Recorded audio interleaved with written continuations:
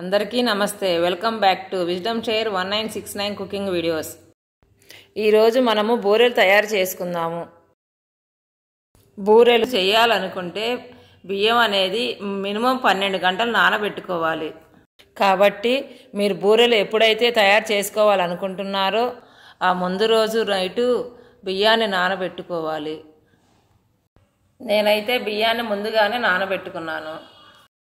ఇప్పుడు ఈ నానబెట్టిన బియ్యాన్ని ఒక మిక్సీ జార్ తీసుకొని కొంచెం కొంచెముగా ఈ బియ్యాన్ని మిక్సీ జార్లో పోసుకొని గ్రైండ్ చేసుకోవాలి.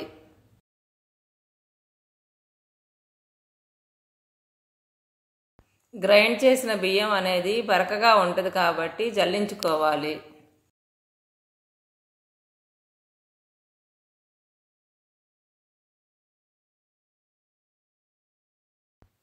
జల్లించినప్పుడు పిండి అంతా కిందకి దిగి పైన నూక ఉంటుంది కదా, ఆ నూకను మళ్ళీ గ్రైండ్ చేసుకోవాలి. ఇలానే నానబెట్టిన బియ్యాన్ని నూకను రెండింటిని గ్రైండ్ చేస్తూ జల్లించుకుంటూ ఉండాలి.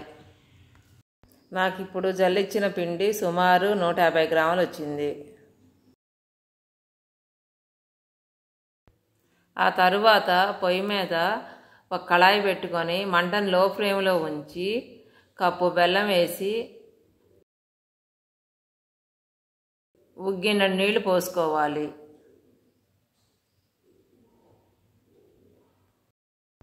బెల్లం కొలత వచ్చేసరికి కిలో బియ్యానికి 3/4 కిలో బెల్లం వేసుకోవాలి. కాబట్టి నేను తీసుకున్న బియ్య పిండి 150 గ్రాముల పిండికి 50 గ్రాములు బెల్లం వేసుకున్నాను. ఇప్పుడు ఈ బెల్లాన్ని పాకు వచ్చేంత వరకు కూడా కలదిప్పుకుంటూ ఉండాలి. బూరెలకి పాకు అనేది లేతగా ఉండాలి. పాకు అనేది లేతగా వచ్చిందో లేదో చూసుకోవటానికి ఒక గిన్నెలో బెల్లం పాకుని వేసి చూపిస్తున్న విధంగా బెల్లం పాకు వచ్చే వరకు కరిగించుకోవాలి. ఇప్పుడు ఈ పాకులోకి బియ్య పిండిని కొంచెం కొంచెంగా వేస్తూ కలదిప్పుకుంటూ ఉండాలి. ఎందుకనంటే ఒకేసారి బియ్య పిండి మొత్తాన్ని వేసుకుంటే ఉండలుండలుగా కడుతుంది కాబట్టి కొంచెం కొంచెంగా వేసుకుంటూ కలదిప్పుకోవాలి. ఇప్పుడు దీంట్లోకి 1 స్పూను యాలక్కాయల పొడి వేసుకొని కలదిప్పుకోవాలి.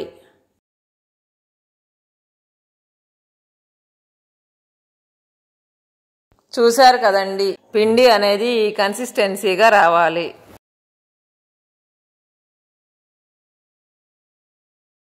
ఇప్పుడు దీంట్లోకి 1 స్పూన్ నెయ్యి వేసి బాగా కలుపుకోవాలి. 1 నిమిషం తర్వాత స్టవ్ ఆపేసుకొని ఈ పిండి మొత్తాన్ని ఒక బౌల్లోకి తీసుకోండి.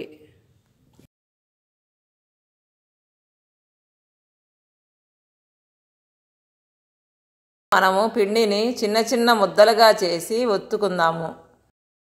ఇప్పుడు నేను ఏ విధముగా అయితే చేస్తున్నానో మీరు కూడా అదే విధముగా చేసుకోండి.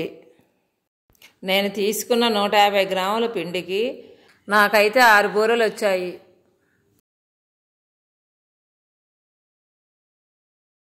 ఇప్పుడు పొయ్యి మీద ఒక కళాయి పెట్టుకొని దాంట్లో డీప్ ఫ్రైకి సరిపడా ఆయిల్ పోసి బాగా వేడి రానివ్వాలి. నూనె కాగిన తర్వాత మనం ఒత్తుకున్న బూరెలని ఒక్కొక్కటిగా వేసి గోల్డ్ కలర్ వచ్చే వరకు వేయించుకోవాలి. చూశారు కదండి, బూరెలు ఎంత బాగా పొంగాయో కదా.